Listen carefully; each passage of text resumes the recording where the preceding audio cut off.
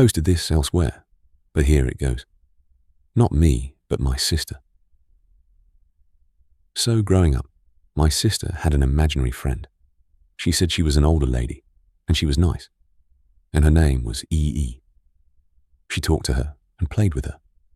All that jazz until she was probably 4 or so, and then it stopped. Fast forward to when my sister was about 10. My mum isn't home. She got a call to go to the nursing home for GPA, so she bolts with Pops. My sister and I shared a room at the time, and she was in there doing whatever, and I was on the other end of the house. All of a sudden, I hear the radio in our room. Click on, turn all the way up, turn all the way down, and go off. This happened like 3 times, so I go in there to be all like, WTF kid, knock it off. And she is sitting in our room, just white as a ghost. I go over to the radio to unplug it. No plug, no batteries, only radio in the house. I look at her and she goes, "It was EE, I saw her, it was EE." So I call Mum, freaking out, and Mum is so upset. Apparently, Grandpa had just passed away. Okay, weird. I drop incident, whatever. A few days later at the funeral, a relative comes up to us and gives us a pic she found. My sister goes, "Hey, it is EE. It was a pictures of my grandparents when they got married. My grandmother died before I was even thought of, when my mom was 11. We live in the home my mom grew up in. We have no pictures of her at all, as my step-grandmother got rid of them all when she moved into the house a few years after mum's death. I lived in a bizarre little house as a child. It was incredibly tall and thin, like an attached house, except freestanding, with 3 floors, a basement, and an attic. It was full of quirks, such as 2 fully functional fireplaces, a shower stall in the center of the basement, a backyard so small that you could not take 5 paces without hitting the fence, and an old-timey rope-pulled dumbwaiter that led from the kitchen to my bedroom. I loved that weird little place. But unfortunately, it was incredibly old, and half of its charm was the fact that it seemed to have been designed by an inarticulate conclave of lunatics. And eventually the repair costs exceeded what my parents were willing to sink into it. And we had to move. Preparing for the move was a chore. I packed most of my stuff myself, and I had taken to throwing stuff down the dumbwaiter and shoving all my clothes so thickly in my closet that they became a single, solid brick of fabric. While clearing that closet out, in fact, I came across a feature I hadn't noticed before, an attic entrance in the roof. Or being an adventurous kid, I opened her up, stood on the clothes brick, and began my first and last exploration into the topmost part of our weird little house. The first thing I noticed was that it wasn't as dark as it should have been. The place was strung with old red Christmas lights, which still burned with leftover incandescence, and a dozen little cracks and holes peeped down into all the bedrooms below. The second thing I noticed was that the place was set up for habitation. The insulation was plasticked away. There was an old gurney piled with sleeping bags and sheets, and a rusted mint green refrigerator, which still worked when I tested it. The third thing was the bones. There were a lot of bones. I was a kid at the time, with a limited understanding of anatomy, but there were bones of all types heaped into a series of piles around the center of the attic, small and large, clean and white, from every and any imaginable sort of creature, haphazardly stacked in a half-dozen osseous clumps. 2 of them were blackened, as if someone had tried to burn them, and the walls nearest those blackened piles were scrawled in dark bone char messages. Mostly, they were just smears. But the word sorry appeared more than once. That room had been sitting over my head for 8 years while I slept. So, my uncle used to work a lot when I was younger. He's done a lot of different things to make money, but one consistent thing is that in the summer months, and into late fall, he paints houses. It's a legitimate business and everything. He's got a truck with a number and a name and supplies in the back. The works. Every now and then, he would call my dad when he needed a little extra help, and I'd work for him. No big deal, really. It's just painting houses. What could possibly go wrong? Well, it takes a while to paint a whole house. If the weather conditions aren't right, then you can't paint. One particular fall was extremely wet. It rained what felt like every single day. My uncle would paint multiple houses at a time, so sometimes he would get caught up due to situations like these, and I'd work a little more than usual. That was fine by me, though. The job wasn't hard, and it paid well. Anyway, it was a warm day for late fall, but there was still a distinct chill in the air, one that kind of penetrated through you and stung your soul. My uncle had this job he had to finish. It was an old Victorian house in a quiet part of town. A lady and her husband, who was an author, lived there. Due to the weather, it had taken longer than expected to paint the house, and there were family issues going on at the time, which further complicated things. So, my uncle gets a call one day from the lady who lives at the house. She says that her husband is trying to write his next book, but he keeps getting distracted by the scaffolding outside the house. So she wanted to know if we could come over and finish the job as soon as possible. My uncle was always an honest businessman. They had contracted him to do the job in midsummer, but he had lots of jobs that summer, and the wet conditions I mentioned above made it difficult to finish anything. However, these people were insistent, but really polite, and not wanting to lose customers or get a bad recommendation, my uncle decided to put the house as a high priority. After all, it would only take a day or two to finish.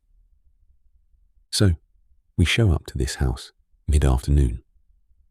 Like I said, it was a weird kind of chilly that day, and I also remember a really eerie calm. The day was slightly overcast, so everything was shrouded in grey. It was like the perfect setting for a mystery crime novel.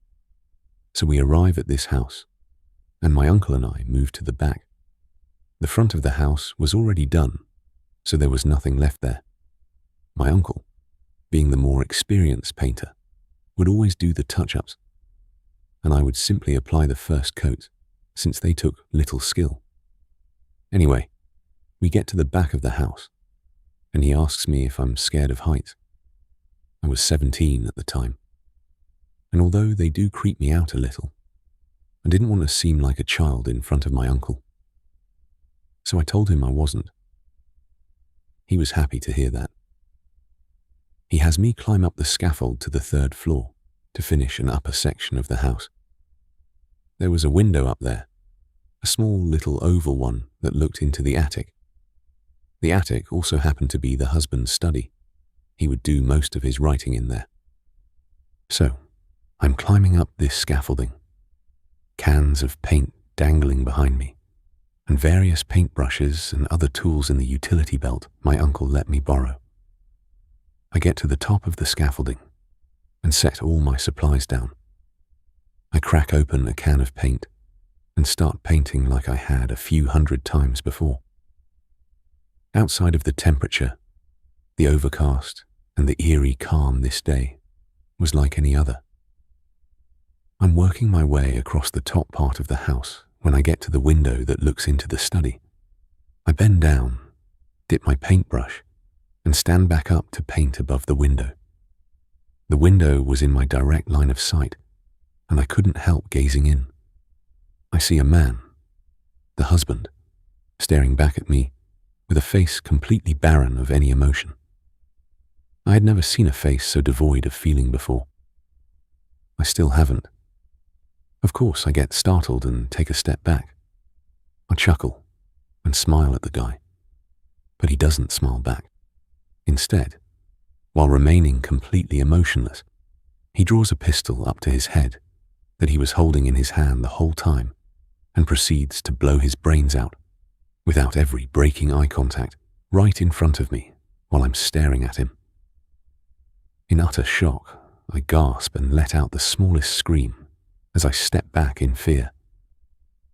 Only, I stepped back a step too much and fell off the scaffolding. Alerted by the gunshot, my uncle looked up in just enough time to see me fall off the scaffolding from the 3rd story.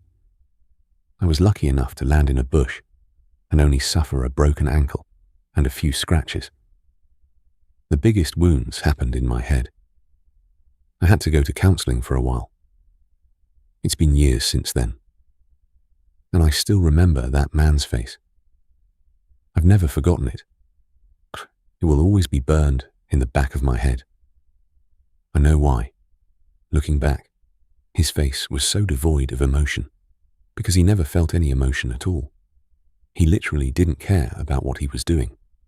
As it turns out, the man was seriously depressed and facing marital issues with his wife. Combined with a few too many nights drunk on whiskey and facing writer's block, I guess he decided he couldn't take it anymore. His wife moved out of the house shortly after, and we never finished the job. To this day, that house remains abandoned, and to this day, I try not to drive down the street it's on. I'm scared that if I do, and happen to pass the backyard, I'll see that man staring back at me from that window, cold and emotionless. When I was 8, my family moved from urban South Florida to a really small town in North Florida. It was like from a Goosebumps book. A lot of weird stuff has happened in the 15 years since we moved there. But the weirdest has got to be when my sister moved back in with my parents. My sister's husband had been shipped off to Afghanistan, so she was left alone with a newborn son. Not wanting to go through the soul-crushing loneliness of raising a newborn all alone in a trailer in the woods, she moved back into my parents' house for a while. She said it started first when the headboard of her bed would slam every now and then.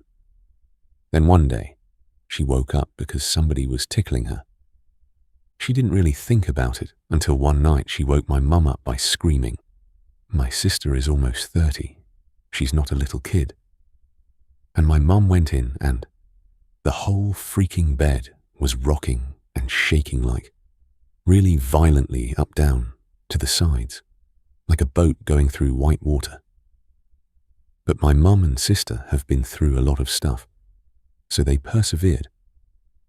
One night my sister was nursing her son, and something grabbed her ponytail and started yanking her head around. My mum went in the room and very sternly, like talking to a bad kid, said, "I understand things are different. There's a little baby here and there never has been before. You're curious. I understand that. But you will not touch them anymore. You can look, you can stay. You were here before us. But I swear to God, you are not allowed to touch them.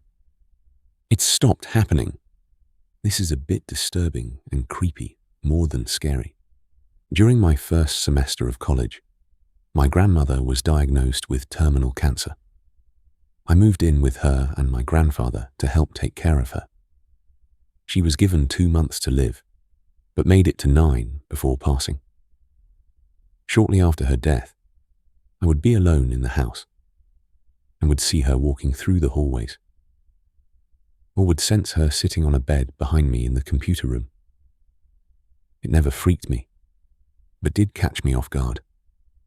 Another time, in the same house, a girl I was dating stopped by, and I went out into the garage to get something, and she was waiting for me in the laundry room that was next to the garage. I came in, and we hugged for a moment, when we both heard a dog running through the house. We could hear his feet, two nails hitting the tile floor, and the sounds got closer and closer until we saw it round the corner and run directly between our legs and through the closed door and into the garage. We both just looked at each other in disbelief and then left. The dog was one that my grandparents owned many years before and that had passed away when I was 2. I only remember it from pictures.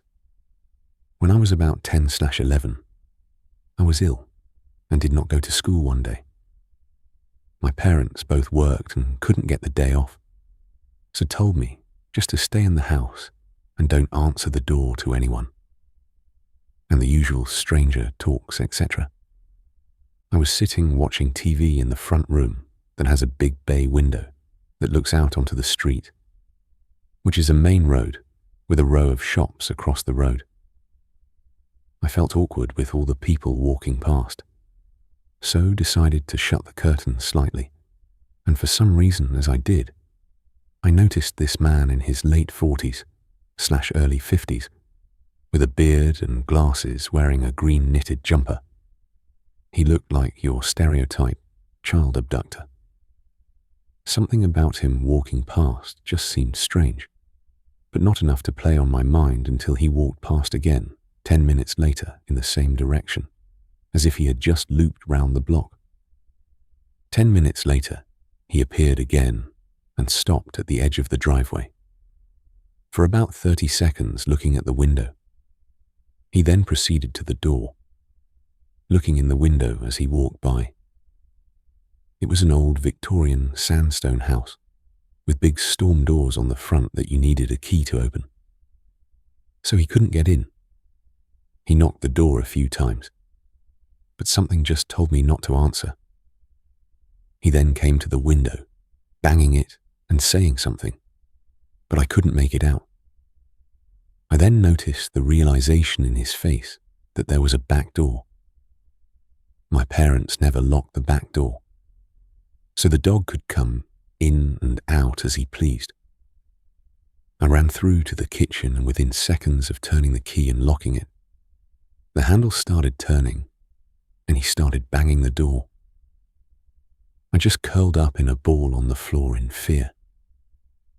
He started trying to open windows and eventually left about 30 minutes later. I dread to think what could have happened if I had not remembered the back door was unlocked. TLDR. Some guy tried to get into my house when I was home alone. Sorry for the length of this, but it was spooky enough of an experience for me to write it. While I was deployed in Kosovo, my team did a lot of night missions that required us to cover a great deal of ground in a short period of time in order to make our extractions. All of it while remaining undetected by anyone in the areas that we would pass through. We would always seem to see odd things during the night, but nothing like this. During one of our recon missions, we had started by getting dropped off in a remote location to identify whether shipments of mortar rounds and mines were being moved through the area. Our extract was going to be before daybreak, and we needed to make it just over 17 kilometers. The terrain wasn't too overgrown, and we had good intel over the area. And it was either a full moon or close to it. Of course it would be for this story, so unless we encountered somebody, this was going to be an easy night. Our team was normally only 4 men, but we had the opportunity to make this a good training run for some of the new guys, and we took on an extra 3. We still wanted to make sure we played it safe though, so I took rear security, and we'll call him L, took the position just in front of me. We both worked great together and could easily manage to cover our team if needed. We moved about 10,000 through our mission area without finding anything, and had made good time doing it. At this point, we needed to start heading for our extraction point, which was located over a good-sized hill, and then through an area that was near a village, but not too close. We regrouped, did a count of people, ammo and supplies, and moved out. Being rear security, I was the last to move. And just as I was about to take off, I heard a noise in the trees maybe 50 meters off. I turned and saw L looking at the direction as well. He had heard it too. Everyone else was still moving, since the new guys were in the middle and were not used to looking back every 20 meters to spot your security. We were getting left. Chances were that the noise was nothing more than a deer, but L and I started moving out, using a 2-man bounding technique. We kept hearing a noise, so I told L to reach the team while I remained in place after our next bound. I found a place with cover, and he bolted after the team. I heard the noise again, and then saw trees move about 50 meters in front of me. Everything stopped. 2 minutes went by, with me being very quiet, controlling my breathing, and watching my front and sides. L and my team were slowly making their way to engage whatever had been following us. They came up on the sides and surrounded the area I signaled to. Once in position, I moved up. Nothing. Not footprints, tracks, or any sign that something had been there. Cue the guys giving L and I a hard time for getting left alone and scared. Good-hearted fun, of course. We move out again. Again, I am the last to move, with L between myself and the next man to the front. This time, no noises when I step away. After about 2,000, we come up to an orchard that we need to move through. The light from the moon was really bright, and the trees were spaced, so we used them for cover as we stayed near the middle of the orchard. Just before I enter, I hear the noise again. This time, I thought I heard a little girl giggling, not something that my imagination would make up on its own. I was expecting wildlife, if anything. This time, L had taken off an additional 20 meters and turned to wait for me. I moved to my location, and he moved out again. I was crouched next to a tree, watching for anything. All of a sudden, the tree I was next to caught my attention. In the knots on the tree, I could see a face that looked like a person. As I squinted and looked more closely, a little girl's face appears, and she turns at me smiling, waving a little hand, and giggles, not maliciously, then disappears back into the tree. I am in absolute shock at this point, and there is not a chance in hell that I am going back to my team to report what I just saw. So instead, I bolt and catch up to L and keep my mouth shut. Recognizing that I likely have lost my mind, I am not going to talk about anything. We hit our extract and leave. 2 weeks go by, and I am told that I am needed to provide security for a team of combat engineers who are going through an area I am familiar with. In the meantime, my team was going to be going through the area we were in 2 weeks ago where L and I got scared. Everyone laughing. Again, I never said a word to anyone about what I saw. In my mind, I am quite happy about not going back there.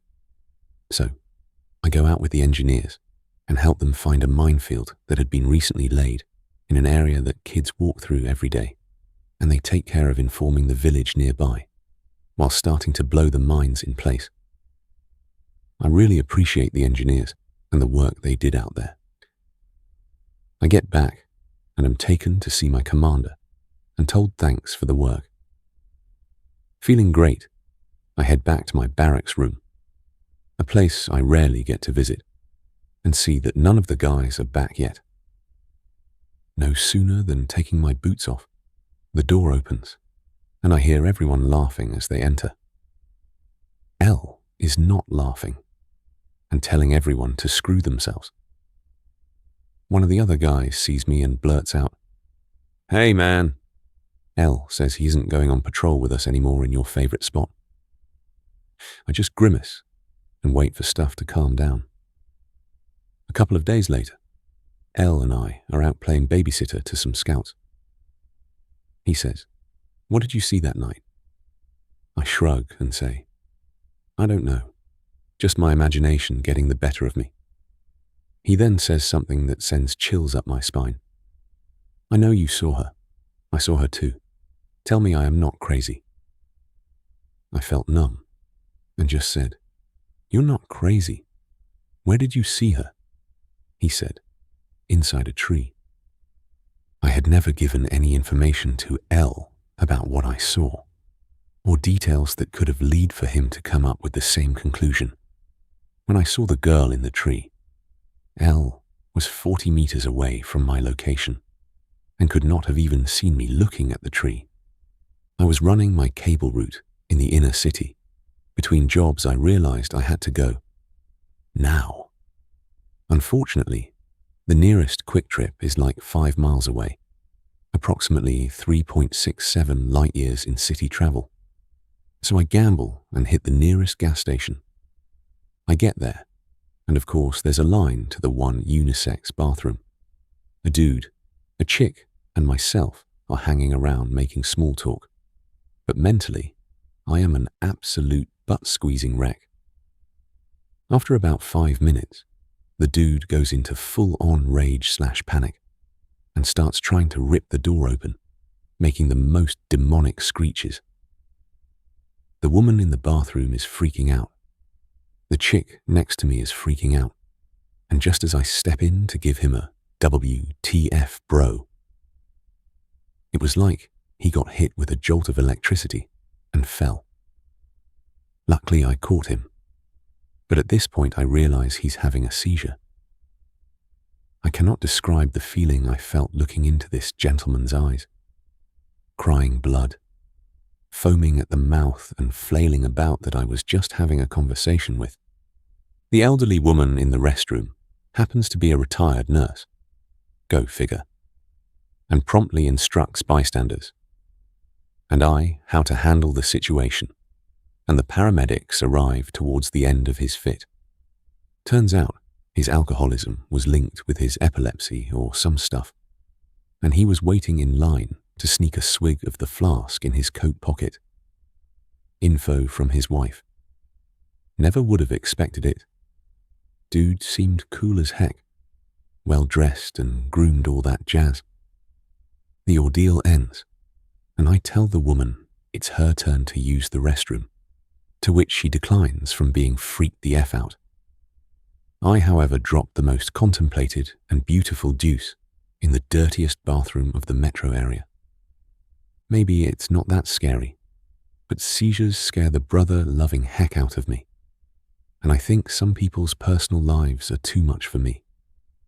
This is one of 2 insane instances where I happen to be in the right/wrong place at the right time, due to minor/unusual route delays.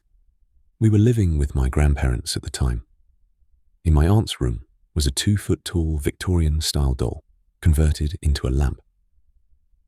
The lamp would only turn on by holding the doll's cold plastic hand and raising and lowering the arm. The doll stood on a nightstand next to my aunt's bed, facing the door, greeting everyone who entered with a creepy, dead-eye smile. I was alone in the house one day and wanted a blanket from my aunt's closet. Luckily for this scaredy cat, there were 2 important factors that worked in my favor. 1, it was mid-afternoon and wouldn't need the lamp's light. And 2, the closet was located immediately next to the door's entrance. So without lifting my gaze, I stared at the floor, entered the room, and turned 180 degrees. Now my back was towards the doll. I quickly swung open the closet door and reached down for a blanket, when suddenly something about the room was different. Brighter. The light was on, and the peach fuzz hairs on the back of my neck uncurled. I froze for an eternity, then felt my survival instinct kick in and wanted to run screaming in horror. But before all that, I still had to look. Man, I wish I hadn't looked. As I turned to exit the room, I lifted my stupid head, only to confirm that the doll's hand was raised and that it was pointed directly at me. Such traumatizing vision burned in my brain since I was 13. Much uneasy, creepy memory. About 4 years ago, I woke up one late morning on a day off at 10:21. You'll learn why I remember this 4 years later in a second. I got out of bed, used the restroom, got dressed, etc. I went back into my room and picked up my phone to check for messages. And the clock in the phone said 10:25.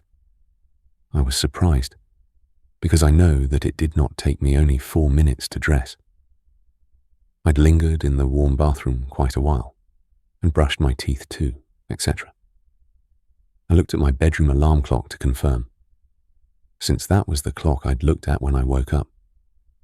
It also said 10:25.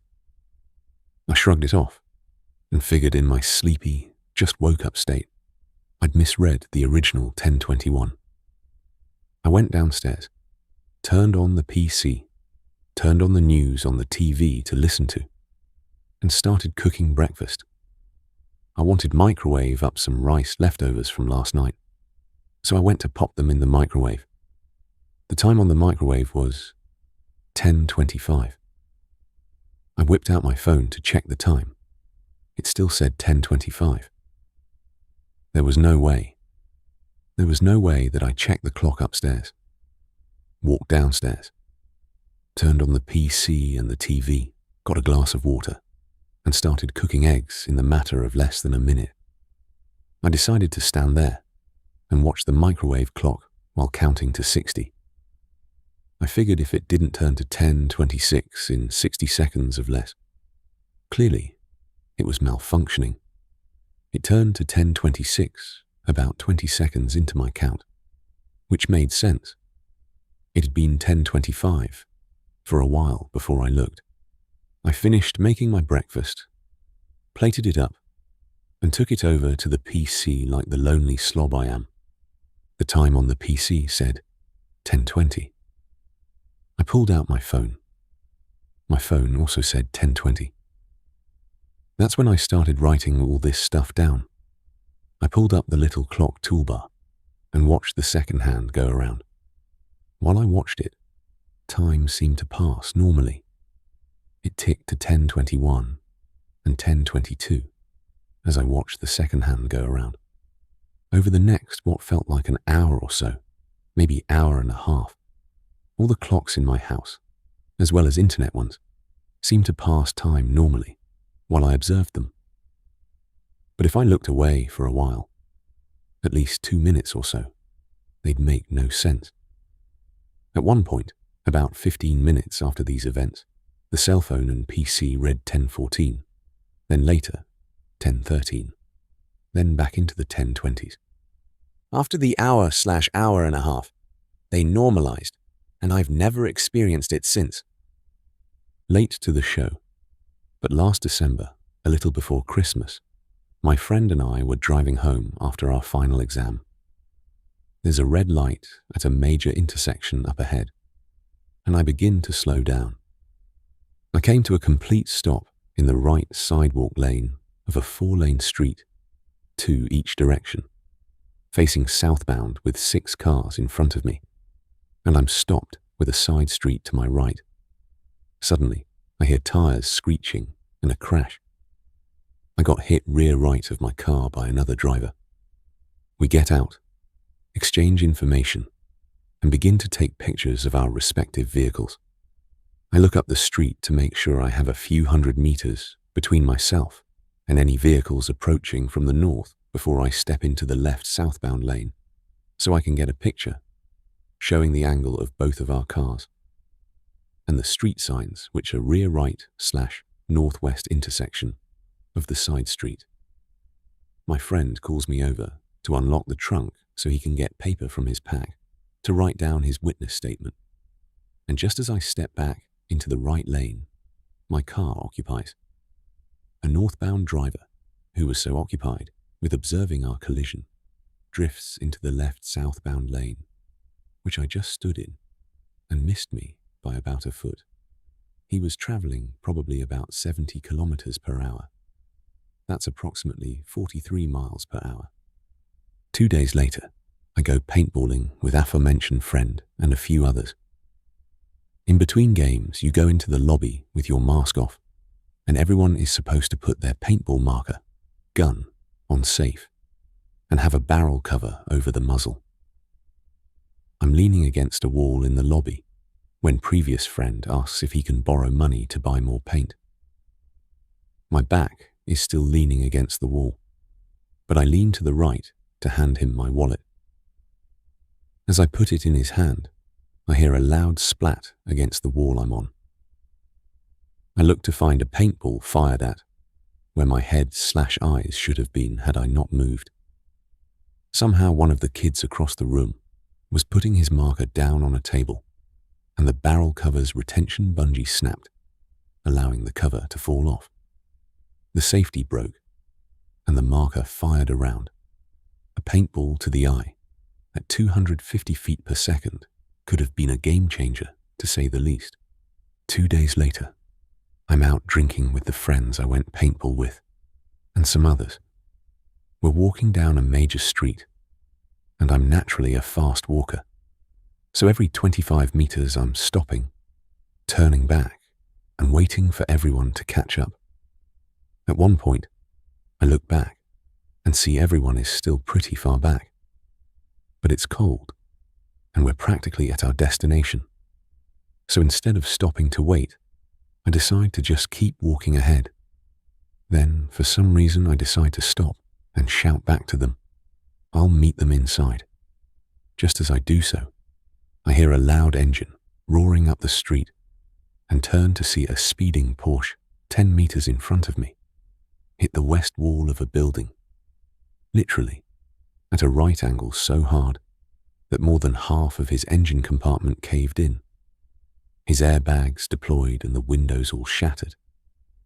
Had I kept walking without saying anything to my friends, I probably would have been between the car and the building. 2 days later, it's Boxing Day morning. I was in and out a few times throughout the night because I was excited to go pick up some items with my friend, the same one from the collision, paintball, night out. At one point through the night, I have a nightmare of the sorts.